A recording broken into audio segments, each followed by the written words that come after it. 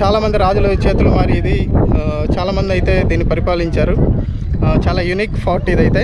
So ఈరోజు వీడియోలో అయితే మొత్తం మీకు చూపించి మనం ఎంజాయ్ చేద్దాం ఈ వీకెండ్ స్పాట్ని అయితే. వీకెండ్ ఇక్కడ రావటం జరిగింది. ఈ ప్రదేశం చాలా ఆహ్లాదకరంగాను ఎంతో హిస్టారిక్ ఉందని నేను భావిస్తున్నాను. స్పాట్ ఎలా అనిపిస్తుంది మీకు? వీకెండ్ ఓకే, వీకెండ్స్లో అందరూ రావచ్చు ఇక్కడికి. తెలుగు చోడుల కాలంలో నిర్మించబడిన ఒక మహాగిరి దుర్గం అంటే కొండ మీద ఉండే కోటని రాణి రుద్రమదేవి తండ్రి కాకతీయ సామ్రాజ్య రాజు అయిన గణపతి దేవుడు 13వ శతాబ్దంలో కోస్తా ఆంధ్రాలో తన ప్రచారంలో భాగంగా ఆక్రమించాడు. ఆ మహాగిరిదుర్గాన్ని 13వ శతాబ్దంలో రుద్రమదేవి మనవడైన ప్రతాపరుద్రుణ్ణి తుగ్లక్ స్వాధీనం చేసుకున్న తర్వాత అతని ఆధీనంలోనే ఉన్న ప్రళయ వేమారెడ్డి స్వతంత్రుడయ్యాడు. ప్రళయ వేమారెడ్డి అప్పటి వరకు తన రాజ్యాన్ని అద్దంకి రాజధానిగా చేసుకుని ఉండేవాడు. ఆ తర్వాత అద్దంకి నుంచి తన రాజ్యాన్ని కొండవీడికి మార్చాడు. కొండవీడులో ఉన్న గిరిదుర్గాన్ని ప్రళయ వేమారెడ్డి వారసుడైన అనపోతారెడ్డి కొండవీడిని శత్రు దుర్భేద్యమైన గిరిదుర్గంగా మలిచిన ఘనత అనపోతారెడ్డికే దక్కుతుంది. కొండ మీద చారిత్రక ఆనవాలుగా నిలిచిన అనేక కట్టడాల్లో 14 కోట బురుజులు, 32 మైళ్ళ ప్రాకారాలు, ధాన్యాగారాలు, 5 దేవాలయాలు, గుర్రపుశాలలు ఇలా అనేక కట్టడాలు ఈనాడు శిథిలమై ఉన్నాయి. 44 కోట బురుజుల్లో నెమళ్ల బురుజు ప్రత్యేకతని సంతరించుకుంది. దీన్ని కట్టిన విధానం ఎంతోమంది తర్వాత వచ్చిన రాజుల్ని ఆశ్చర్యపరిచింది. అంతటి మహా చరిత్ర కలిగిన కొండవీడు కోటని ఈరోజు మనం చూసేద్దాం. Let's get started.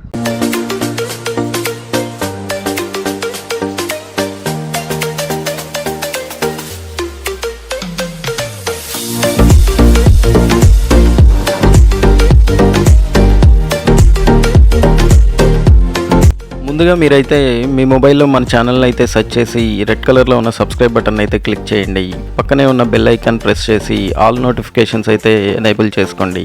అప్పుడు మన ఛానల్లో పెట్టే కొత్త వీడియోస్ అయితే మీకు నోటిఫికేషన్స్ వస్తాయి. హాయ్ అండి, హలో అందరికీ నమస్తే. నేను మీ కోటిని. అందరూ చాలా బాగున్నారని చెప్పి నేను ఆశిస్తున్నాను. ఈరోజు వీకెండ్ అయితే మనం కొండవీడు ఫోర్ట్ అయితే వచ్చాం. గుంటూరు నుండి ఒక 20 కిలోమీటర్ల దూరంలో ఎంతో హిస్టారికల్ ప్లేస్ అయిన ఒక హిల్ ఫోర్ట్ ఏరియాకి అయితే వచ్చాము. ఇది మీకు చాలా అడ్వెంచరస్గా ఉంటుంది వచ్చినప్పుడైతే. ఇవాళ వీకెండ్ అవటం వల్ల చాలామంది అయితే ప్లాన్ చేసుకొని వచ్చారు. చాలామంది కనిపిస్తున్నారు నాకు. చూస్తున్నారు కదా వెనకాల వ్యూ ఎట్లా ఉందో. చాలా సీనిక్గా ఉంది స్పాట్ అయితే. కొండవీడు ఫోర్ట్కి దగ్గరలో ఉన్న bus stand Phirangipuram bus stand. Guntur నుంచి మనకి ఫ్రీక్వెంట్గా నర్సరాపేట వెళ్ళే బస్సెస్ అందుబాటులో ఉంటాయి.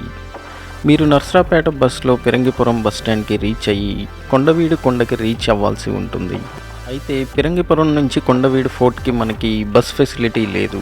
మీరు ఆటో మాట్లాడుకోవాల్సి ఉంటుంది. లేదా మీరు గుంటూరు నుంచి డైరెక్ట్ వెహికల్ మాట్లాడుకొని లేదా బైక్ మీద కొండవీడుకు రీచ్ అవ్వచ్చు. ఫ్యామిలీతో వెళ్ళేటప్పుడు డైరెక్ట్ వెహికల్ ప్రిఫర్ చేయండి. నేనైతే ఈరోజు గుంటూరు నుంచి డైరెక్ట్ వెహికల్లో స్టార్ట్ అయ్యాను. ఫిరంగిపురం జంక్షన్ నుంచి లెఫ్ట్ తీసుకొని కొండవీడు విలేజ్కి రీచ్ అవ్వాలి. 3 కిలోమీటర్లలో మీకు కొండవీడు విలేజ్ వస్తుంది. వెళ్ళే దారి మొత్తం మంచి గ్రీనరీతో కొండవీడు హిల్ వ్యూ చాలా బాగుంటుంది.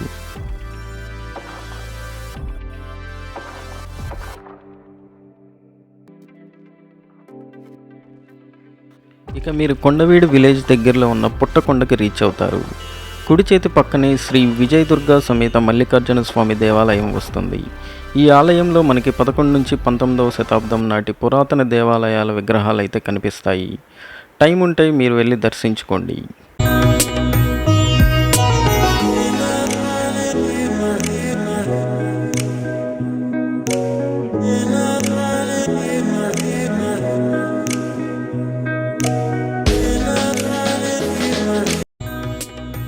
మంచి పల్లెటూరు వాతావరణంలో చాలా పీస్ఫుల్గా ఉంటుంది ఈ టెంపుల్.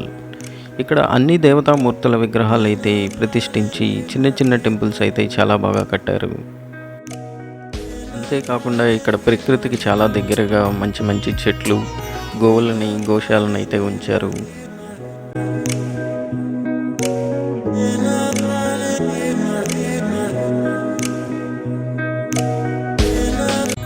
ఈ ఆలయం పక్కనే మనకి పార్వతీదేవి ఆలయం కూడా వస్తుంది. సమయం ఉంటే పక్కనే ఉన్న ఈ ఆలయానికి కూడా వెళ్ళి అమ్మవారిని అయితే దర్శించుకోండి.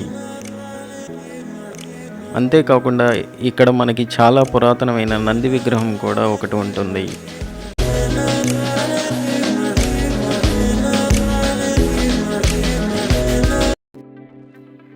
ఇంకా ఇక్కడ నుంచి మనకి 5 కిలోమీటర్స్ ట్రావెల్ చేస్తే కొండవీడు కొండపైకి అయితే ఎక్కవచ్చు.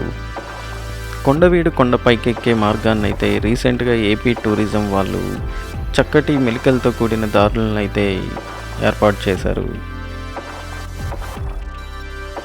సో ఇంత చక్కని ఇన్ని మెలికలతో కూడిన ఈ ఘాట్ రోడ్ అయితే మనకి మంచి థ్రిల్లింగ్ ఎక్స్పీరియన్స్ అయితే ఇస్తుంది ఎక్కేటప్పుడు. వెళ్ళే దారి మనకి మంచి అద్భుతమైన హిల్ ఫోర్ట్ వ్యూస్ అయితే కనిపిస్తుంది. ఇంకా మనం కొండవీడు కొండ అయితే రీచ్ అయ్యాము. సో ఇదంతా కూడా ఘాట్ రోడ్. సో ఈ వెళ్ళే దారి మొత్తం కూడా మీకు మంచి వ్యూస్ అయితే కనిపిస్తాయి. సో చూస్తున్నారుగా ఇక్కడ ఇట్లా ఉంటుంది. ఈ ఘాట్ రోడ్ మొత్తం అయితే ఇట్లా కనిపిస్తుంది మీకు. సో పైనుంచి చూస్తే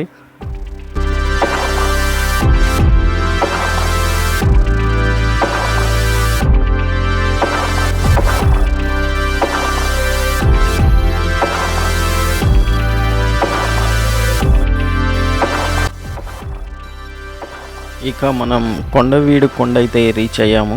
స్టార్టింగ్ మనకి ద్వారం ఇలా ఉంటుంది. సో ఇక్కడ నుంచి మనకి వ్యూస్ చాలా బాగా కనిపిస్తాయి.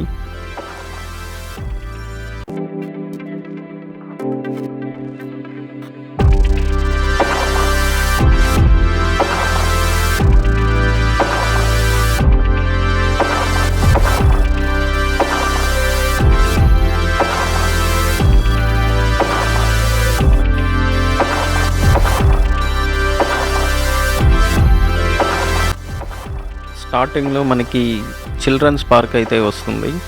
పిల్లలకు ఇంట్రెస్ట్ ఉంటాయి, కాసేపు ఇక్కడ స్పెండ్ చేయండి, పిల్లలకి చాలా బాగుంటుంది ఇక్కడైతే.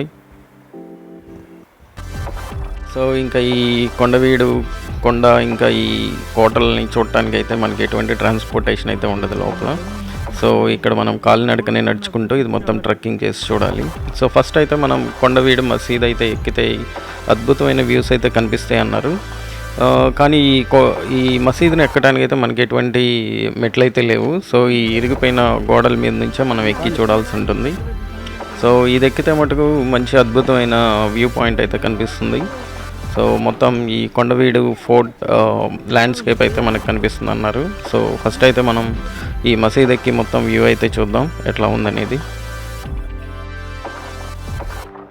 సో ఇదేనండి మొత్తం కొండవీడు కొండ ఇంకా కోట. సో అక్కడ కనిపిస్తుంది కదా, అదే నెమళ్ళ బురుజు అని చెప్పి పిలుస్తుంటారు. సో అక్కడ మనకి లాంగ్గా ఒక బురుజు కనిపిస్తుంది కదా, సో దాన్ని మనం డ్రోన్ షాట్లో కనుక చూస్తే అది నెమల్ షేప్లో ఉంటుందని చెప్పి అన్నారు.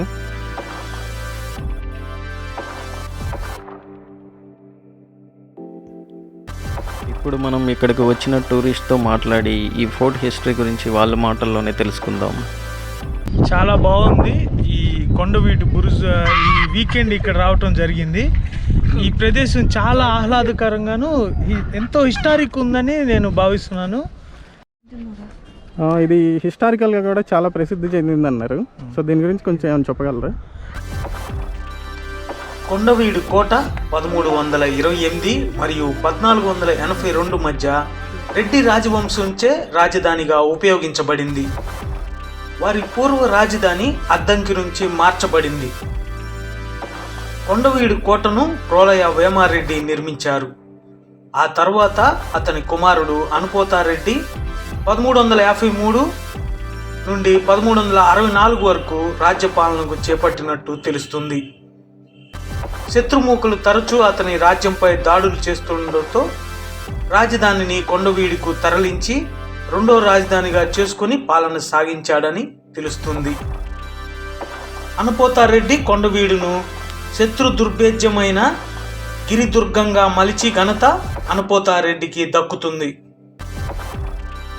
ఆ తర్వాత పెదకోమటి వేమారెడ్డి 1402 నుండి 1420 వరకు పరిపాలించినట్లుగా తెలుస్తుంది.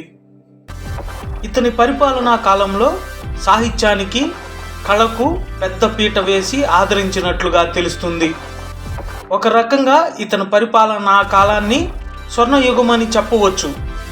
శ్రీనాథ కవి ఇతని ఆస్థానంలో విద్యాధికారిగా పనిచేశాడని తెలుస్తుంది. ఇక్కడ ఒక పురాతన కోట ఉంది. కోటకు వెళ్లేందుకు 2 వైపుల నుంచి వేల మెట్లు ఉన్నాయి. కొండ మీద 3 చెరువులు ఉన్నాయి. ఒకటి నిండగానే నీరు వృధా కాకుండా 2వ చెరువులోకి వెళ్లే సౌకర్యం ఉంది.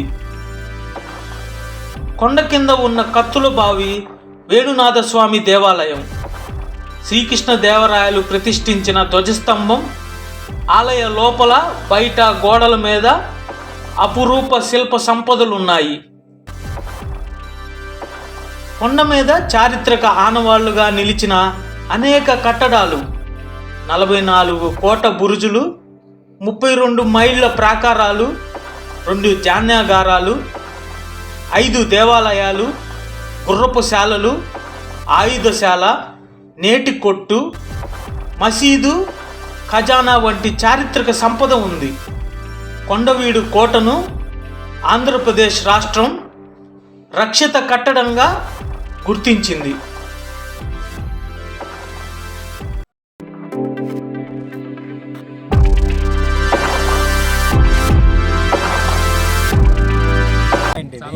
ఓకే, వీకెండ్స్లో అందరూ రావచ్చు ఇక్కడికి.